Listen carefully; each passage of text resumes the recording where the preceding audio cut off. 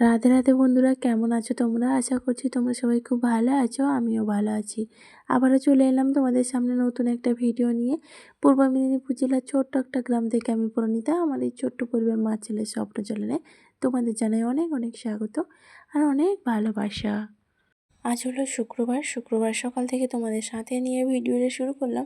আশা করছি আজকের ভিডিওটা তোমাদের ভালো লাগবে। যদি ভালো লেগে থাকে একটা লাইক করে দিও আর কমেন্টে জানিও ভিডিওটা কেমন হয়েছে। আর এই যে প্রত্যেক দিনের মতন ঘুম থেকে উঠে মুখটা ধুয়ে ঝাড়ু নিয়ে লেগে পড়েছি কাজে। আর এদিকে কাজ করতে করতে ছেলে মেয়েকেও ডাক দিচ্ছিলাম, জানো তো।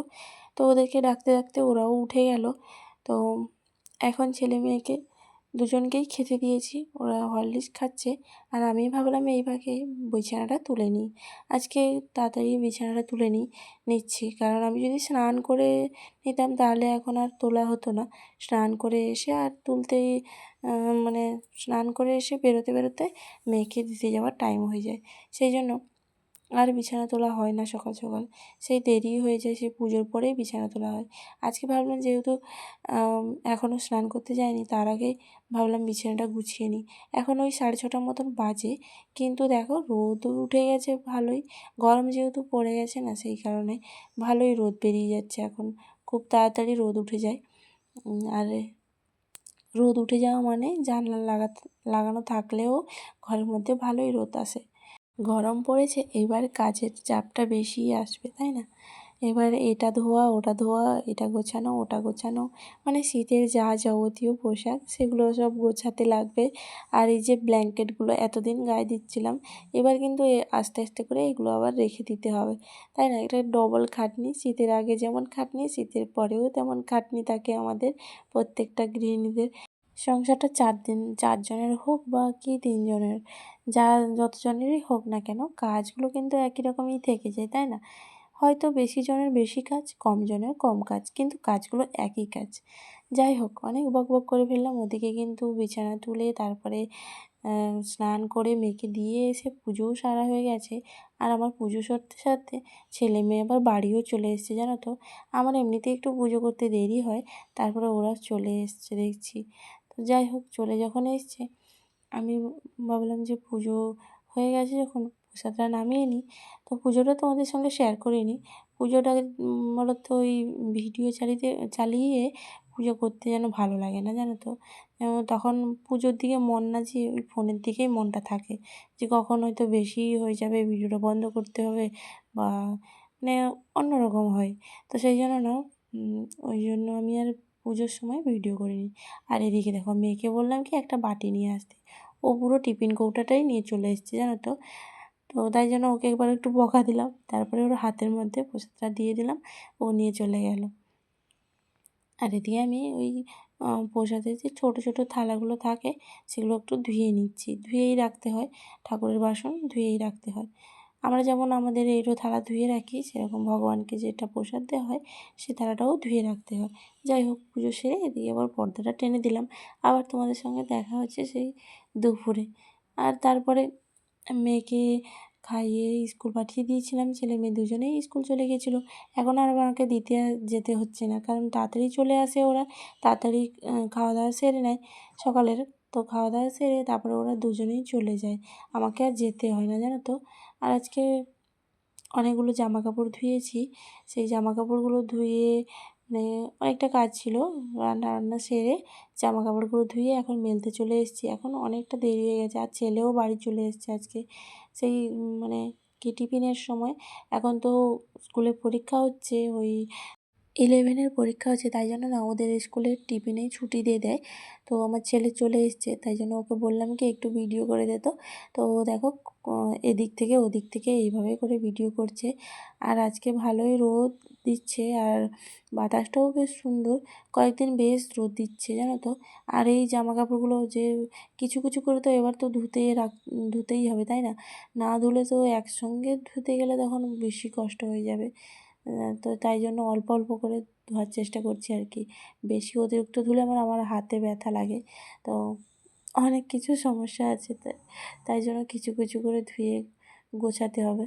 খুব বেশি নয়, 3 জনের জামা কাপড় প্রায় তো দিন ধুয়ে রাখি, সেই জন্য খুব বেশি জামা কাপড় হয় না। তাও আমার আমার ছেলে জানো তো সোয়েটার সবসময় জ্যাকেট গায়ে দিয়ে রাখে, ওর জামা কাপড় অনেক দিন পরপরই ধোয়া হয়, আর আমার মামেরটা প্রায় দিন ধুয়ে রাখি।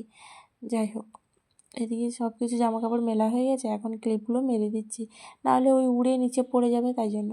আর এখানে উপরের থেকে চলে এসেছি নিচে, নিচে এসে যে ভাত বেড়ে নিয়েছি, ছেলেকে বললাম ভাত খাবে, বলে ও ভাত খাবে বলছিল, কিন্তু এখন আবার বলছে না খাবো না। ওনাকে স্কুলে ডিমের তরকারি হয়েছিল আজকে, ডিম দিয়ে খেয়ে এসছে, তাই জন্য আর খেলো না। আর আমি রান্না করেছিলাম ওই যে আলুর দম, আলু নিয়ে এসেছিলাম লাল টুকরি আলু, ওই আলুটা দম করেছি। আর লাউ পাতা নিয়ে এসেছিলাম যে বাপের বাড়ি থেকে লাউ ডাঁটা, সেই লাউ পাতা বাটা করেছি। আর করেছিলাম ওই তেঁতো শাকের মলা মাখানো আলু দিয়ে। যাই হোক, খাওয়া দাওয়া করে আবার তোমাদের সামনে এলাম বিকেলবেলা জামা কাপড়গুলো তুলতে এলাম। আর ওদিকে ছেলে মেয়ে দুজনেই খেলা করছিল, সেটাই তোমাদের সঙ্গে দেখাচ্ছিলাম আর বলছিলাম। আর তারপরে নিচে নেমে এসে ছেলে সন্ধে দিচ্ছিল, ছেলে এখন প্রায় সন্ধে দেয়। তো যেদিন আমি ধুনো জ্বালাই সেদিনই শুধু আমি সন্ধে দিই, নাহলে আমার ছেলেকে দিয়ে সন্ধে দেয়, কারণ ওরও তো শেখা দরকার সে সন্ধেবাতি দেওয়ার জন্য। যাই হোক, সন্ধেবাতি দিয়ে চাটাও খেয়ে নিয়েছিলাম। তারপরে আবার তোমাদের সামনে এলাম শনিবার দিন সকালে। শনিবার দিন সকাল নয়, মানে এখন ওই ছেলে মেয়ে স্কুলে চলে গেছে তারপরে আর কি। এই যে বিছানাটা আমি যতবার গুছিয়ে রাখি, আমার মেয়ে দেখো কীরকম যে অগোছালো করে কি বলবো। এই যে দুজনেই ভাই বোন, দুজনে একা কিন্তু নয়, দুজনেই এই বই খাতা সব মিলিয়ে রেখে দেবে। তো গুছিয়ে গুছিয়ে জানো তো প্রত্যেক দিনই গোছাই, তো তোমাদের সঙ্গে হয়তো শেয়ার করা হয় না, কিন্তু প্রত্যেক দিনই গুছিয়ে রাখি। আর এদিকে সেই যে বাতাসা নিয়ে এসেছিলাম মা দিয়েছিল, সেই বাতাসাগুলো ডিবার মধ্যে রাখা হচ্ছিল না, তাই জন্য ভাবলাম যে আজকে যখন হাতে একটা কাজ ধরেছি, সেই কাজগুলো সবগুলো কাজ একদম সেরেই নেব। আর বেশ ধুলো পড়ে গেছে, আর এখানে বেশ ধুলো আসে, মানে গরম পড়ে গেছে মানে তো এবার সব দিক থেকে ধুলো উঠবেই, তাই না? সব জিনিসপত্র পরিষ্কার রাখতেই হবে। কয়েকদিন ছাড়া ছাড়া মানে প্রত্যেক দিনই প্রায় একটু একটু করে মুছে রাখি এই জিনিসগুলো, তাও জানো তো ধুলো আর যাচ্ছেই না। তো আজকে ভাবলাম যখন এই কাজগুলো করছি তোমাদের সঙ্গে শেয়ারও করি, তাতে করে আমার একটু ভিডিওটাও করা হয়ে যাবে, তাই না? তো তোমাদের প্রত্যেক দিন আর কি আর দেখাবো বলো, ঘরের মধ্যে চার দেওয়ালের মধ্যেই থাকি, তো সেগুলোই তোমাদের সঙ্গে শেয়ার করার চেষ্টা করি। আমার দৈনিক জীবন, মানে আমার ডেলি যা যা আমি করি সকাল থেকে রাত পর্যন্ত দেখাতে পারি না, কখনো রাত পর্যন্ত দেখাই, কখনো সকালটা দেখাই। তো যাই হোক, এইভাবে তো আমাদের ঘরের যেটুকু কাজ সেটাই তোমাদের সঙ্গে শেয়ার করি প্রত্যেক দিন বন্ধুরা।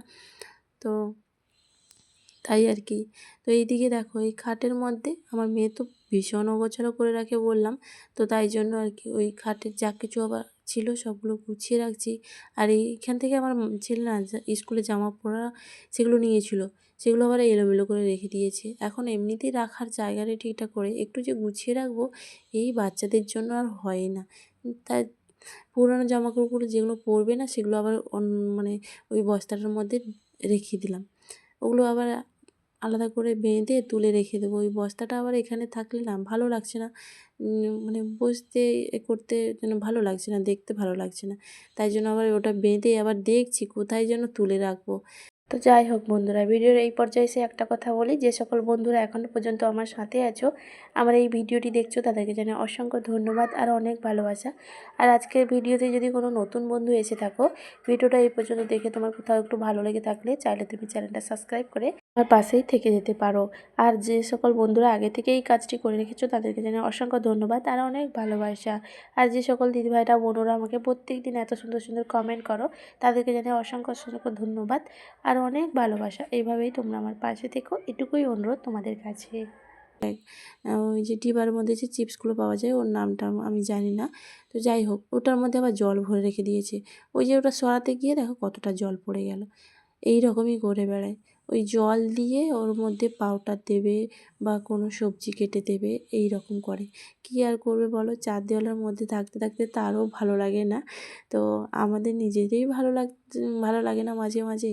তো তো বাচ্চা এখন, যাই হোক ওটা এখন সরিয়ে রেখে আবার এই ইয়াতে চালের ড্রামটাও মুছে নিচ্ছি।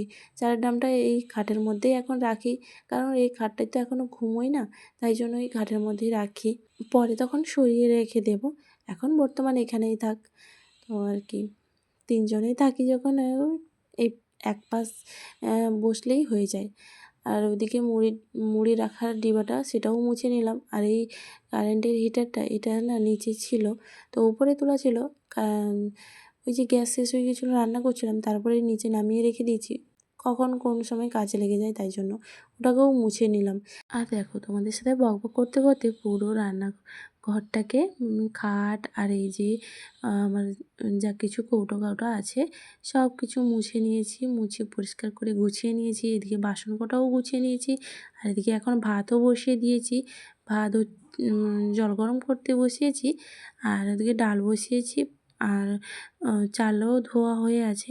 তো আজকের ভিডিওটা কেমন লাগলো বন্ধুরা অবশ্যই জানিও, আর সবাই পাশে থেকো। আজ তবে আসি বন্ধুরা, সবাই ভালো থেকো, সুস্থ।